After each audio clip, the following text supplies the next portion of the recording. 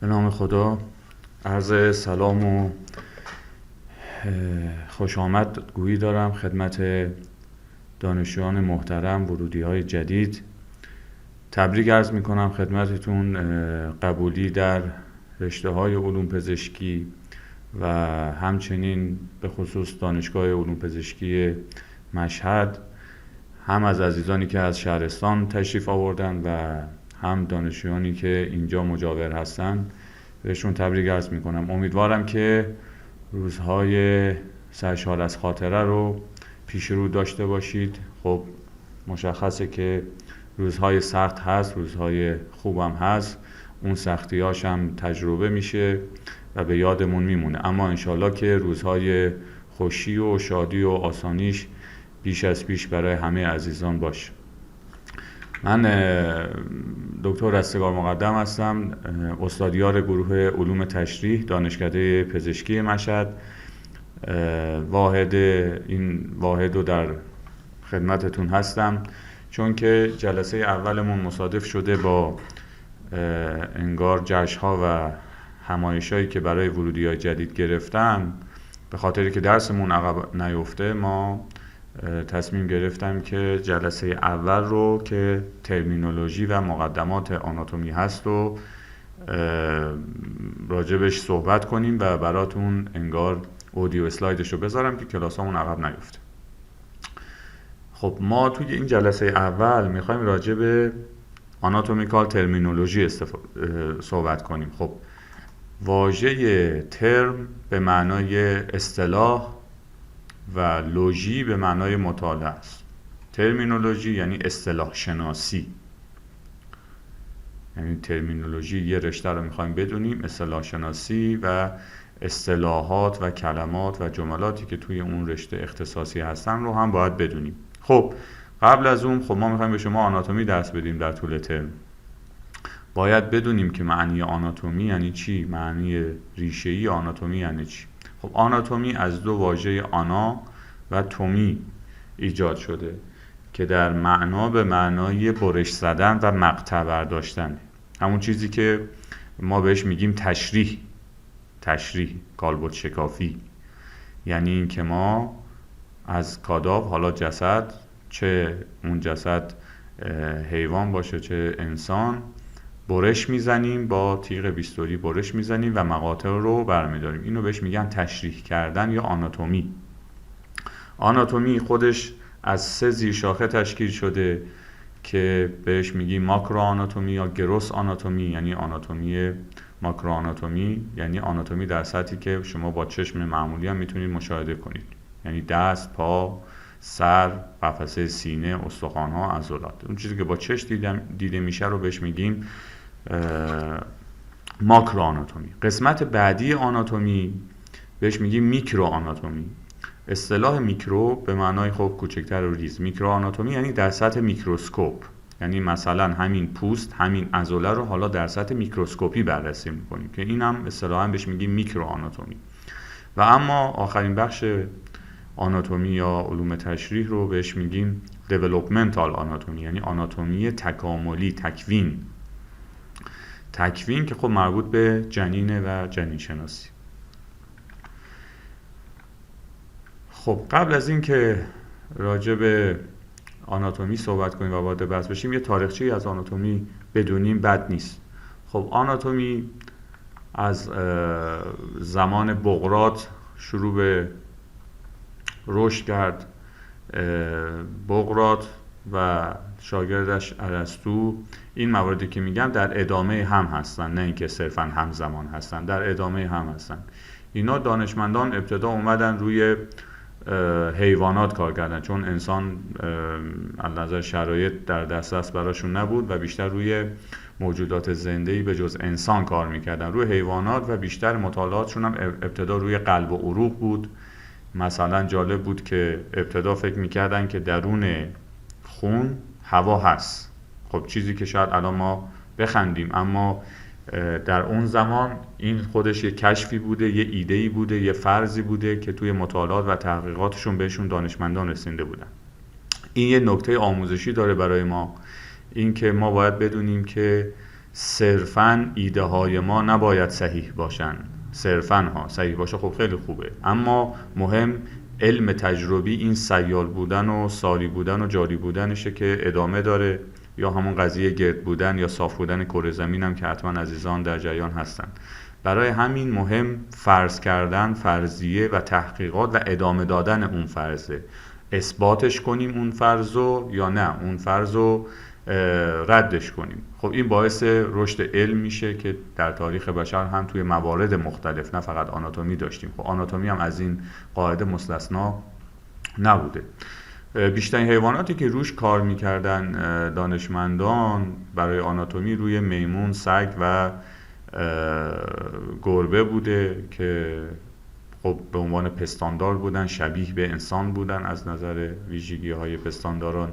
برای همین بیشتر مطالعات رو این بوده، تا اینکه کم کم بعد از در زمان جنگ های اسکندر مقدونی توی این جنگ های فرقه‌ای که اتفاق می افتاد، خب اجسادی که وجود داشت، قربانیان زیاد بودن، اومدن حالا کم کم از حیوان شیفت دادن روی حیوان و روی حیوانات هم مطالعاتشون رو گسترده کردن که خب این خیلی کمک کرد به علم آناتومی.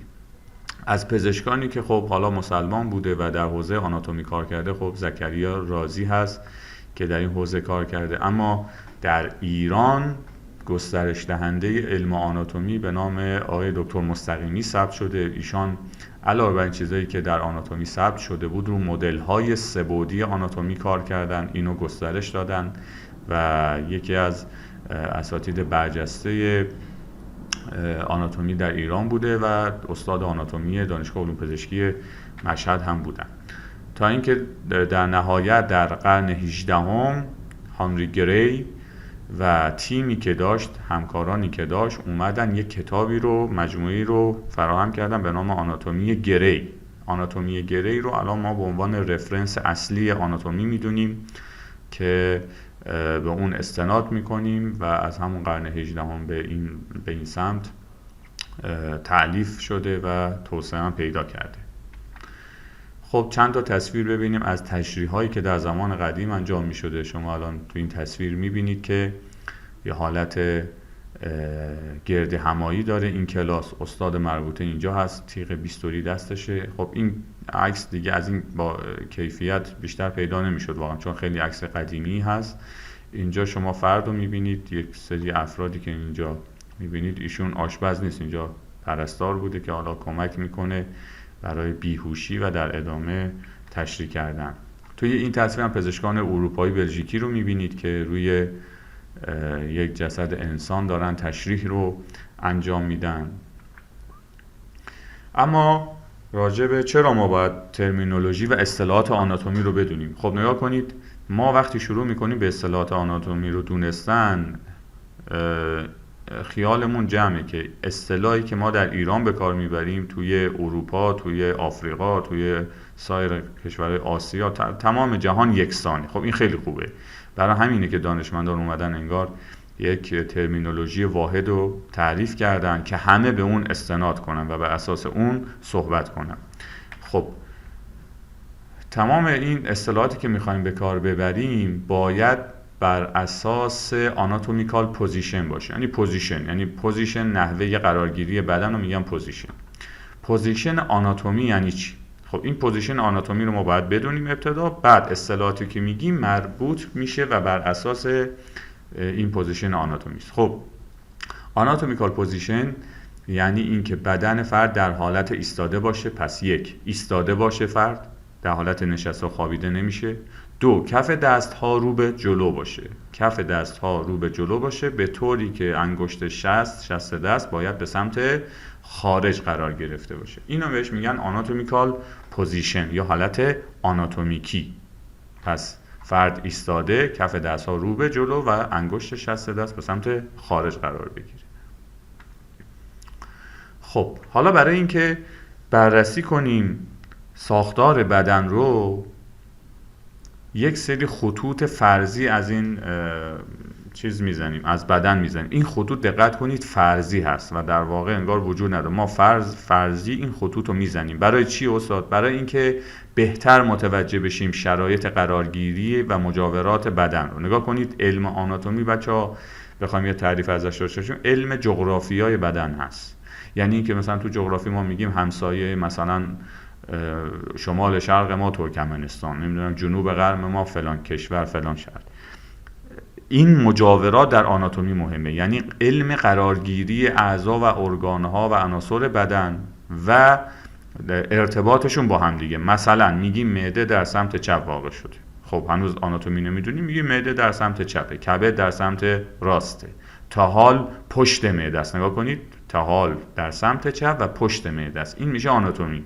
یعنی شما دارین محل قرارگیری و ارتباطش با سایر ارگان ها رو میگین. تاحال در پشت معده و در سمت چپ واقع شده. خب برای اینکه اینا رو بتونیم بهتر بررسی کنیم و علمی‌تر صحبت کنیم، توی آناتومی 3 تا خط فرضی میزنیم. 1 خط ساجیتال راجبش صحبت میکنم، 2 خط کرونال یا خط قدامی هم بهش میگن، فرونتال، خط هورزونتال یا ترانسورس یعنی افقی که حالا راجبش صحبت میکنیم. خب تو این تصویر نگاه کنید، راجب صفحه ساجیتال یا خط ساجیتال.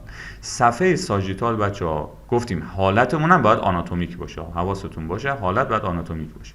صفحه ساجیتال صفحه‌ایه که این آبیه، این رنگ آبی رو دقت کنید. صفحه ساجیتال صفحه‌ایه که از وسط بدن زده میشه و بدن رو به 2 نیمه راست و چپ تقسیم میکنه.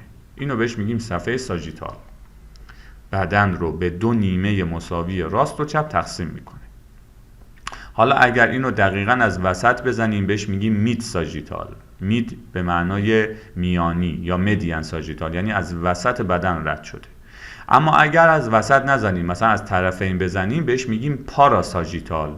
کلمه پارا بچه‌ها به معنای اطراف، پیرامون، مجاوره. پارا ساجیتال یعنی در اطراف، وسط زده نشده. اما به حال صفحه ساجیتال کلا صفحه‌ایه که بدن رو به 2 نیمه راست و چپ تقسیم میکنه. این صفحه آبی. صفحه بعدی که میخوام راجع به صحبت کنیم صفحه کرونال یا همون فرونتاله، ولی کرونال بیشتر مرسومه گفتنش. این صفحه صورتی است. این صفحه کرونال صفحه فرضی هست که در حالت آناتومیک از بدن زده میشه و بدن رو به 2 نیمه جلویی و پشتی تقسیم میکنه. یعنی وقتی این صفحه صورتی، این صفحه کرونال رو ما میزنیم از بدن دیگه 2 نیمه قدامی یعنی جلویی و 1 نیمه خلفی پشتی داره، به 2 قسمت جلویی و عقبی تقسیم میشه. صفحه بعدی صفحه ترانسورس یا افقی، آخرین صفحه ما. این صفحه زرد رنگ منظورمه. همینجور که میبینید صفحه زرد رنگ در حالت آناتومیک طوری زده میشه که بدن رو به 2 قسمت فوقانی یعنی بالایی و پایینی تقسیم میکنه، تحتانی.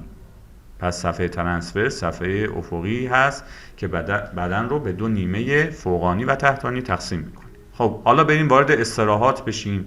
این اصطلاحات رو راجع به شکم صحبت کنیم و مثالاش هم بزنیم که شما بهتر متوجه بشین. دیگه در جلسات بعدی من میخوام راجع به آناتومی صحبت کنم، شما راحت بتونید متوجه بشید که منظور ما چی است. خب واژه انتریور به معنای فرونت، به معنای قدامی، جلویی هست بچه‌ها. جلویی، قدامی هست. مثلا اگه بخوام یه مثال براش بزنیم، میگیم که بینی ما نسبت به چشمهای ما قدامی تره، در انتریور یعنی در جلوتر واقع شده. یا یه سری مثال هایی که شاید شماها بتونید راجبش بزنید. اینو بهش میگیم انتریور یعنی قدامی، جلویی. یا مثلا میگیم که چشمها نسبت به پس سر یا گردن در قدام واقع شده. یا میگیم که قفسه سینه نسبت به کمر و ستون فقرات انتریوره یعنی در قدام واقع شده. خب واژه بعدی که متضاد انتریور هست عزیزان واژه پوستریور هست. پوستریور به معنی خلفی، پشتی. این قدامی بود یعنی جلو، پوستریور یعنی خلفی، پشتی. همین مثالایی که زدیم برای انتریور برعکسش میشه برای پوستریور. مثلا الان اینجا شما دقت کنید، ناحیه پشت سر، پس سرمون نسبت به بینی در خلف واقع شده یعنی پوستریور. ستون فقرات نسبت به قفسه سینه پوستریور واقع شده. و سایر مثالهایی که شما میتونید برای خودتون بزنید. واژه بعدی واژه ونترال و دورسال. واژه ونترال و دورسال بچه‌ها بیشتر برای جنین انسان و حیوانات استفاده میشه که انگار چهارپایان هستن. بیشتر برای جنین انسان در زمان جنینی واژه ونترال رو به کار میبریم و بیشتر برای سایر موجودات. ونترال یعنی معنی شکمی، ونترال یعنی شکمی. دورسال یعنی پشتی. اینجا الان برای این حیوان که مثلا گربه هست ونترال میشه اینجا شکم، سطح شکمیش، سطح دورسالش هم اینجا میشه، این ناحیه. کرانیوم یعنی سمت سری. کودال یعنی سمت دمی. شما نگاه کنید اینجا 4 تا حالت محور کشیده. همین واژه کرانیوم هم برای جنین استفاده میشه. کرانیوم یعنی به سمت سر، کودال یعنی به سمت پا. حالا جنین انسان دم که نداره، میگیم به سمت پا. واژه بعدی که میخوایم استفاده کنیم سوپریور هست. سوپریور به معنای فوقانی هست بچه‌ها، یعنی بالایی، فوقانی. مثلا میگیم که سر ما نسبت به شانه ما سوپریور هست، در فوقانی واقع شده. یا ابروی ما نسبت به دهان ما سوپریور هست. خب چون ابروی ما نسبت به دهان و بینی بالاتره دیگه. متضاد واژه سوپریور اینفریور هست. اینفریور یعنی تحتانی، پایینتر، دقیقاً برخلاف سوپریور. همین مثالا رو شما چه توی صورت چه سایر بدن میتونید مثالا رو بزنید. واژه مدیال و لترال. واژه مدیال یعنی نزدیک به محور داخلی، یعنی نزدیک به سمت داخل. این محور وسط ماست که در حالت آناتومیک زده، صفحه مدیان ساجیتاله، یه صفحه فرضی. به سمت این نزدیک باشه بهش میگیم مدیال، از این دور باشه میشه لترال. مثلا الان شما نگاه کنید، شونه نسبت به گردن لترال واقع شده. شونه نسبت به گردن لترال واقع شده. درسته؟ گوشها نسبت به چشمها لترال واقع شده. بینی نسبت به چشمها مدیال واقع شده بچه‌ها. چرا؟ چون بینی به سمت وسطه اما چشمها در طرفین نشستن، پس بینی داخل‌تره دیگه. این میشه مدیال. مدیال یعنی داخل‌تر، نزدیک‌تر به محور. یا مثلا میتونیم بگیم انگشت شست پا نسبت به انگشت کوچک پا داخل‌تره، مدیال. و سایر مثال‌هایی که حالا به ذهنتون میرسه. مدیال یعنی داخلی، لترال یعنی خارجی. تو این تصویر هم میتونیم اینایی که گفتیم رو راجع صحبت کنیم. سوپریور نگاه کنیم یعنی به سمت فوقانی، اینفریور به سمت پایین. مدیال یعنی نزدیک به خط وسط به معنای داخلی. لترال یعنی دور شدن از خط وسط، این میشه خارجی. فکر نکنید بچه‌ها منظور ما خط وسط فقط همین ناحیه قفسه سینه و انگار قسمت میانی تن است. نه، تو هر ارگانی. مثلا اینجا تو ساعد میتونیم بگیم اینجا استخوان مثلا اولنا، استخوان داخلی ساعد نسبت به استخوان رادیوس مدیاله. واژه انتریور که گفته بودیم یعنی قدامی، واژه پوستریور یعنی خلفی. خب واژه مهمی دیگه که میخوایم بگیم، 2 تا واژه خیلی مهمه که یادگیریش هم برامون اهمیت داره. واژه پروگزیمال و دیستال. پروگزیمال بچه‌ها یعنی نزدیک به مبدأ، اوریجین. یعنی مبدأ اون بخش، مبدأ اون ارگان و اوریجین و شروعش کجاست. این میشه پروگزیمال، یعنی نزدیک به مبدأ و منشأ. دیستال متضادش، یعنی دور از مبدأ و منشأ. مثلا یه مثال بزنیم، نگاه کنید. شونه خب مشخصه، استخوان بازو بچه‌ها، استخوان بازو از اینجا شروع میشه دیگه، درسته؟ از شونه شروع میشه. پس اینجا میشه چی؟ پروگزیمال بازو. اگر توی آناتومی من داشتم درس میدادم گفتم ناحیه پروگزیمال بازو، منظورم اینجاست، یعنی ابتدای بازو. خب دیستال بازو میشه کجا؟ میشه نزدیک آرنج. وقتی بازو از شونه شروع میشه میاد به سمت آرنج، اینجا رو بهش میگیم دیستال بازو، درسته؟ همین مثال رو بیایم مثلا برای ساق بزنید. همه ما میدونیم ساق پا از زانو شروع میشه، از این مفصل شروع میشه. پس اینجا میشه پروگزیمال ساق. دیستال ساق کجاست استاد؟ دیستال ساق میشه اینجا، نزدیک به مچ پا. چون دیستال معنیش این بود که دور از مبدأ ساق اینجا بود، دور از اون میشه اینجا نزدیک مچ پا. و سایر مثال های دیگه که خودتونم میتونید بزنید. این معنی پروکسیمال و دیستال. واژه‌های بعدی که میخوام راجعش صحبت کنیم سوپرفیشیال و پروفوندوس یا دیپ. سوپرفیشیال بچه‌ها یعنی سطحی، نزدیک به سطح، سطحی. پروفوندوس یعنی عمقی، دیپ. سوپرفیشیال خب گفتم سطحی. مثال بزنیم، مثلا میگیم که موی ما نسبت به استخوان سر ما سوپرفیشیال. یا مثلا بیایم توی لایه‌های پوست، ما میدونیم پوست 3 لایه داره بچه‌ها. از سطح به عمق بریم، اولین لایه چیه؟ اپیدرم، بعد درم و بعد هایپودرم. اپیدرم یعنی بخش فوقانی پوست که سطحی ترینه، سوپرفیشیال. برای همین میگیم اپیدرم نسبت به هایپودرم سوپرفیشیاله، یعنی سطحی تر واقع شده. اما هایپودرم یعنی عمقی ترین لایه پوست بچه‌ها نسبت به اپیدرم عمقی واقع شده. این مثال هم میتونید شما مثال‌های مختلفی میتونید بزنید که راجع به سطح و عمق صحبت کرده باشه. یا تو بخش عضلات ما میتونیم بگیم که مثلا توی عضلات قدام ساعدمون، در قسمت قدامی ساعدمون ما 3 طبقه عضله داریم که از سطح به عمق میتونیم اینا رو بگیم. در قسمت‌های مختلف بدن راجع به این سوپرفیشیال و پروفوندوس میشه صحبت کرد که حالا من این 2 مثال رو زدم. پس سوپرفیشیال یعنی سطحی، پروفوندوس یعنی عمقی.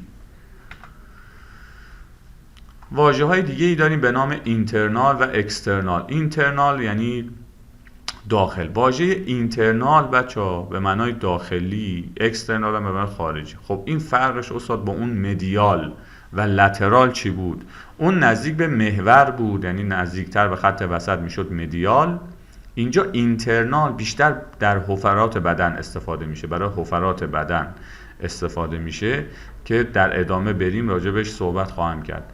اکسترنال هم به معنای خارجی هست، اینم بیشتر برای حفرات بدن. حالا این که میگیم بیشتر یعنی یه جاهایی هم هست که بچه‌ها مدیال و اینترنال، لترال و اکسترنال به جای هم استفاده میشه و اشکالی هم نداره، مرسوم شده که راجبش صحبت خواهیم کرد. واژه‌های دیگه‌ای داریم که این واژه‌ها اختصاصیه. پالمار. واژه پالمار به معنای کف دست است و این مخصوص خب کف دست دیگه، اصلا پالمار یعنی کف دست. واژه پلنتار یعنی کف پا. واژه پلنتار یعنی کف پا. خب واژه دورسال گفتیم یعنی پشت، درسته؟ ما اگر دستمون رو نگاه کنیم به سمت خودمون نگه داریم، کف دست ما میشه پالمار، پشتش میشه دورسال.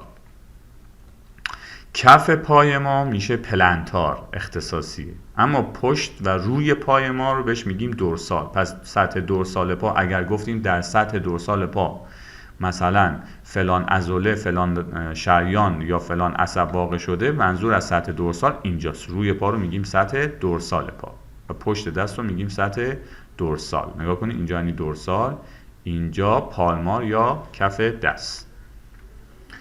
2 واژه دیگه ای که داریم واژه سوپاین و پرون. واژه خیلی مهم و کاربردی هستن.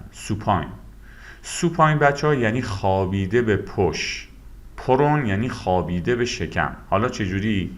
اینجا نگاه کنید، سوپاین یعنی خوابیده به پشت، طوری که کمر روی تخت واقع شده و صورت به سمت بالاست، فیس آپ. اما واژه پرون برعکسه، یعنی به شکم خوابیدن یا همون اصطلاح دم رو خوابیدن. واژه پرون به معنای به روی شکم خوابیدن و صورت به سمت پایین واقع شدن، فیس داون.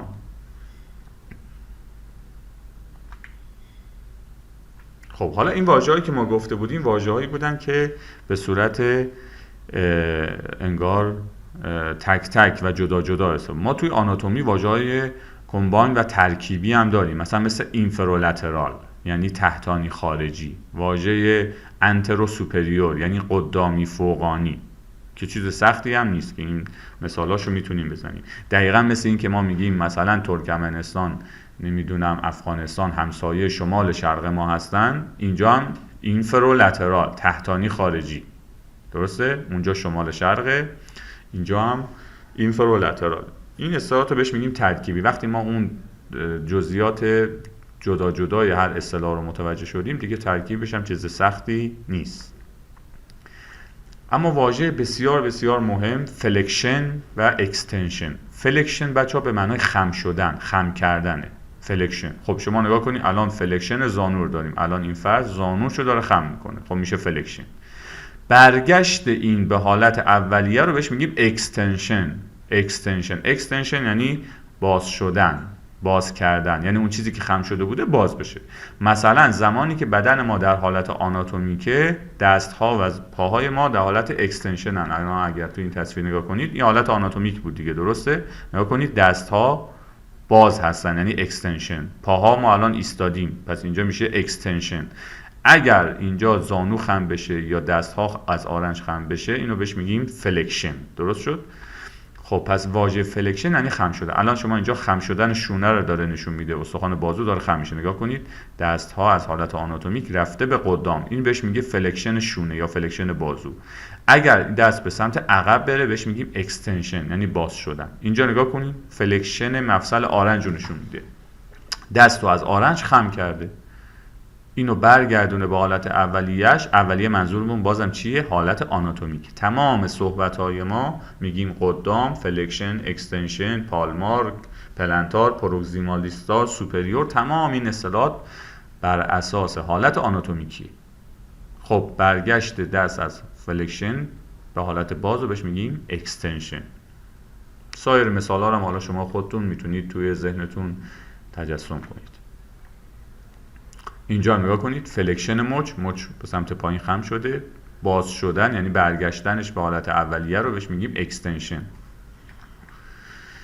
خب این دوتا واژه خیلی مهمیه که الان میخوایم بگیم. نگاه کنید بچه‌ها اینجا کف پا رو میگفتیم پلنتار، درسته؟ زمانی که پا رو به سمت پایین خم میکنیم بهش میگیم پلنتار فلکشن یعنی کف پا به سمت پایین خم شد.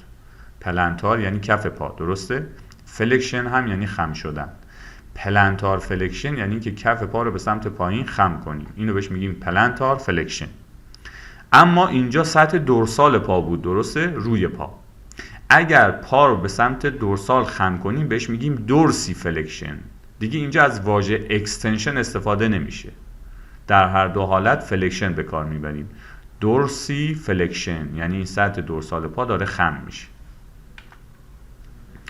واژه بعدی واژه ابداکشنه. ابداکشن بچه‌ها یعنی دور شدن از محور بدن. دور شدن از محور بدن. کاری به خط وسط نداریم. مثلا دست‌ها معمولا نزدیک به تنن. وقتی این بازو و دست ما از این ناحیه دستمون رو بدیم به سمت خارج میشه چی؟ ابداکشن. ابداکشن یعنی دور شدن از مبدأ. اینجا دور شدن از مبدأ نه، دور شدن از محور. الان اینجا محور بدنه، اینجا استخوانه، اینجا اندام فوقانی سمت راست، دست راستش رو داره دور میکنه میشه ابداکشن. حالا اگه اینو نزدیک کنه به بدن بهش میگیم ادداکشن. ادداکشن یعنی نزدیک شدن، ابداکشن یعنی دور شدن. اینجا نگاه کنید میخواد پا رو دور کنه میشه ابداکشن لگن یا پا اتفاق افتاده. اما اگر اینو برگردونه به حالت طبیعی، نقطه چینا رو نگاه کنید برگرده به حالت اولیه‌اش میشه ادداکشن یعنی نزدیک شدن به محور. یا مثلا برای انگشتان نگاه کنید، اگر انگشتان رو اینجا از هم دور کنیم یعنی انگشتان دستمون رو باز کنیم بهش میگیم ابداکشن انگشتان. اگر اینا رو به هم نزدیک کنیم، انگشتا رو به هم بچسبونیم میشه چی؟ ادداکشن یعنی برخلاف این. حرکت فلکشن و اکستنشن انگشت رو داره نشون میده که اگر کف دست، سطح پالمار دست رو در صفحه کرونال نگه داریم و انگشت شست رو به این ناحیه بیاریم میشه فلکشن شست و اگر خارج کنیم میشه اکستنشن شست.